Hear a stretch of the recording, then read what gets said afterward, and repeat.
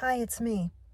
And you're about to watch me go through some life changes um, because it needs to happen. I have been really down and out lately, and I've been trying to create a podcast. I've had a blog for a super long time, and the podcast isn't horrible. I don't have many followers, but I definitely get people listening to it. So I guess that's a plus. But I discovered today that I really need to see a therapist, and I've had one before, so it's nothing new to me. But given the circumstances of everything that has happened since approximately 2015, and how it's kind of affecting, my work now as a business owner, I know that I have to do something about it. And so I am going to take you on this journey. Don't ask me why I felt like I needed to do this, but I've been working really hard on trying to create substance with my videos and my podcast, and I just keep praying about it, and I keep thinking that I have to have everything absolutely perfect in order to submit a video, in order to go live, in order to talk about things. I feel like it has to be just right. But I think what is most important is that I just do it. And I cannot be afraid.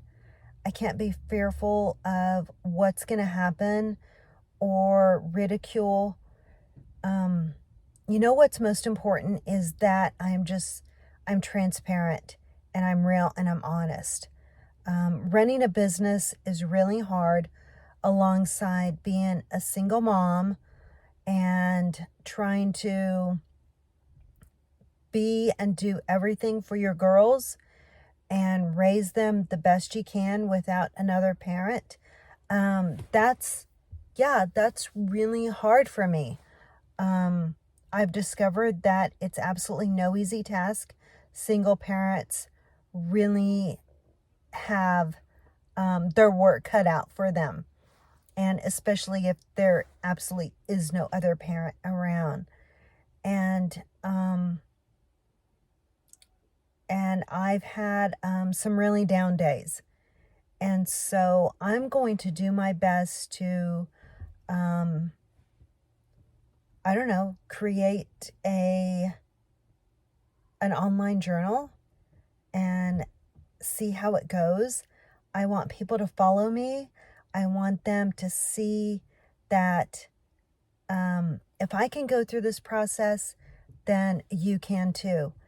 And, that's always been, something that, I use my blog and my podcast for, is, taking people through my life experiences in hopes that you guys learn something from it. You gain something from it. You come closer to your relationship with, with Christ. I mean, he's huge. He just takes up a huge part of my life, is my relationship with Jesus Christ. I don't know what I would do if I couldn't, bow down in prayer. I'm constantly praying. I'm constantly going to God and asking him, what do I need to know about this? What do I need to do? Today in particular, the other owner and I had a meeting with a pastor, and we had begun by starting out like asking each other, what frustrates us? What do we need to say sorry for? And, that was really hard for me. I've had some things happen, at the shop that, not everybody is going to know about. And, that's personal. And so that's on me. And, you know, I don't want to really go into all of that. All I know is that the outcome of it is that I do have things to resolve. I absolutely do. Um, you know, it goes back to my childhood, my parents divorcing when I was 7, my mom living with this alcoholic that was absolutely, mentally and emotionally abusive to both her and I. So much that went on in that house that not everybody knows about. And maybe I'll get into that here at some point. I've gotten into it a little bit in my podcast, but it goes all the way back to there, to the relationships that I've had, and the choices that I've made myself. And when you make those choices, there's a lot that goes on in your mind. There's a lot that has gone on in my mind, like, wow, I made these choices because I saw my mom go through this stuff, and I just kind of repeated the cycle. And a huge part of that is absolutely true. I mean, watching my mom, grow up with my dad, and hard worker, would, I think he would do anything for our family. I mean, I'm sure he did. Didn't get to know him like super well, but that was an abusive relationship. He was physical with my mom, and then she gets with this other guy that's an alcoholic. And then after that, another alcoholic that was, emotionally and mentally abusive. And people think, hey, you can't let somebody control your mind. That's not possible, or it's just your mind. It's not near as bad as, getting hit or, choked or something. But that's absolutely wrong. Those things do affect you. And once something happens, the bruises go away. Everything remains in your head. And so, witnessing all that with my mom, that was kind of placed in my own subconscious. And as I got to an age where I started dating and meeting guys, those things happened. A couple of my relationships were with men that were alcoholics. One was very abusive to me, both physically and mentally. And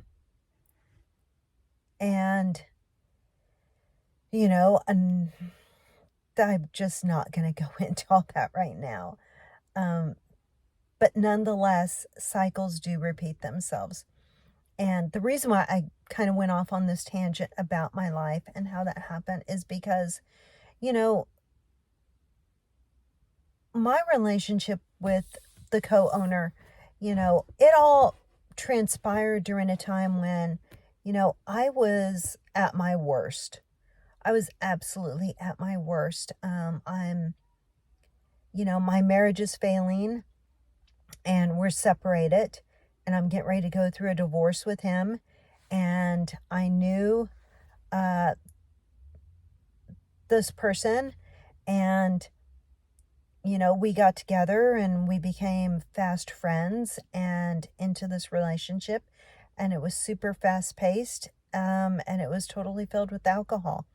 Of course, mostly on my part. And yeah, he did try to talk to me a lot about, not drinking, but, I was at a stage in my life where I had to cover everything up.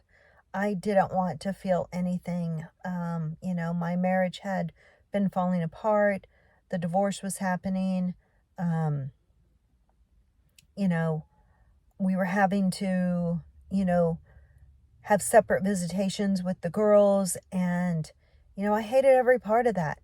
It wasn't easy not having my girls, with me all the time anymore. And now all of a sudden, I'm fighting with the girl's dad. It was just a bad situation. So I drank a lot of alcohol, like tons of alcohol, in order to just kind of like cover everything up. And, the other owner, my partner, he was right there alongside me. And, you know, he was just kind of like the pick me up at the time when I needed it the most. And so,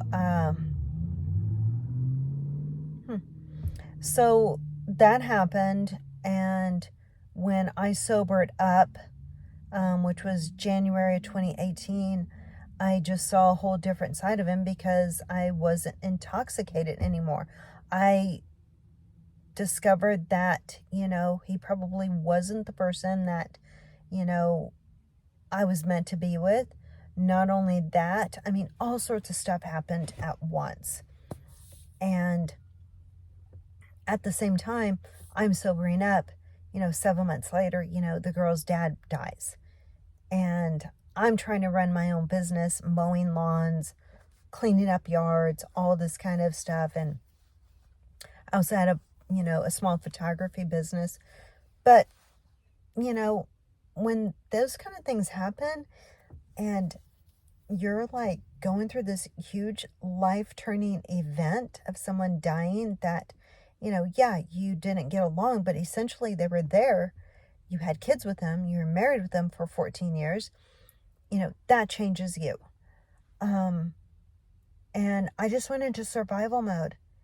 And I told, you know, my ex, my partner, I was like, I can't be with you now. I have to take care of the girls. They are my focus, and that's what I wanted to do. And at the same time, you know, we had already begun the blueprint, so to say, of this coffee shop business. And I wasn't about to go back on that because I knew that, you know, there was no money. I mean, you know, I was able to get a death disability benefit, you know, because the girl's dad passed away. So I was getting that. But, you know, I'm the kind of person where, you know, I'm not going to rely on that. I'm not going to trust that that's always going to be there. So I had to pad my future for my girls. I had to decide what to do next in order to financially take care of the girls and I. And so that's where I've been. So here's the deal. So I threw a lot at you, but I'm going to do that and I'm not going to be afraid. So here's the deal. I had a difficult marriage, went through a divorce, got with somebody, split up with him, started a shop. Oh, let's throw in, like, at the onset of my divorce, my sister died. And she was like totally my best friend. We were just, we totally relied on each other for absolutely everything, like from taking care of mom to taking care of each other and just lifting each other up. So that happens. And, you know, then you got all this gunk, you know, in your background, in your history, in your childhood. And I'm just discovering now that, you know, I have not confronted all of these issues. And a part of me says, why the crap do I have to confront all this stuff? You know, what's done is done. But it leaves an imprint on your mind. It totally leaves like this idea in your head that you get from witnessing and watching your mom go through these relationships and this turmoil and these marriages and divorces, and then she becomes an alcoholic. I mean, then all of a sudden you're doing all this stuff and you don't have time to really take care of yourself. And so, you know, girl's dad passes away.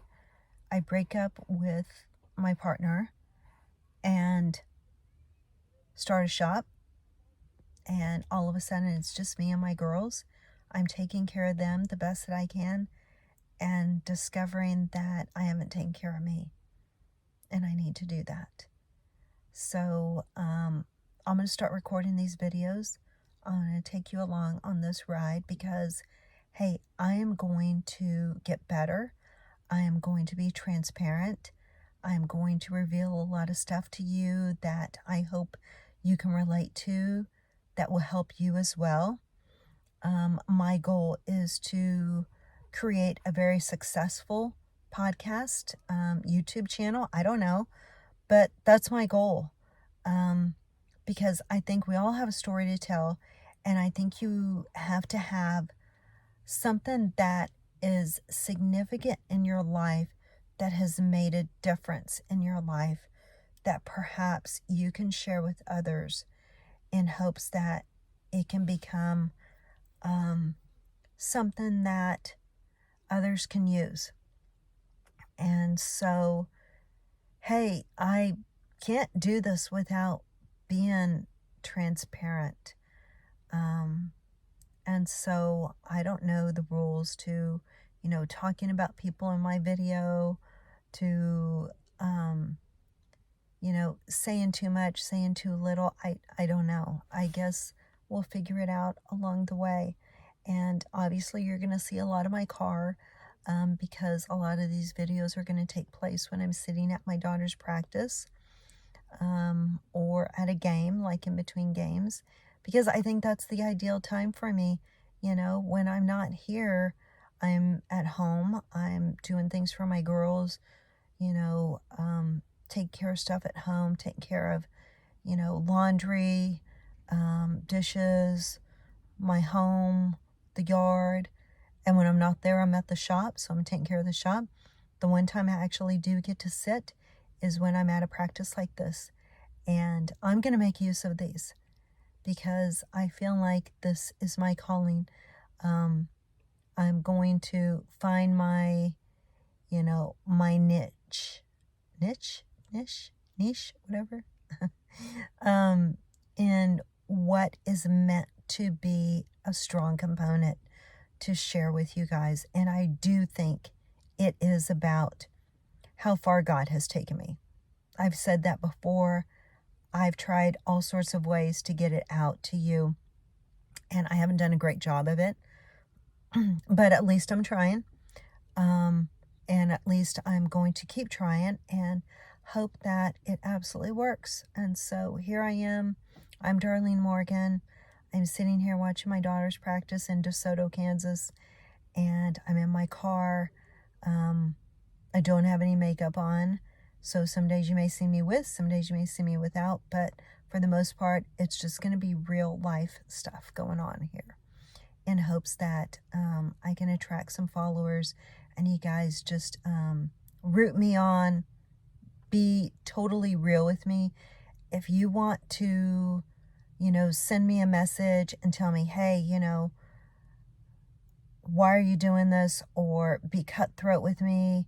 Or when I tell you a story about something, if you want to, just tell me your thoughts on it.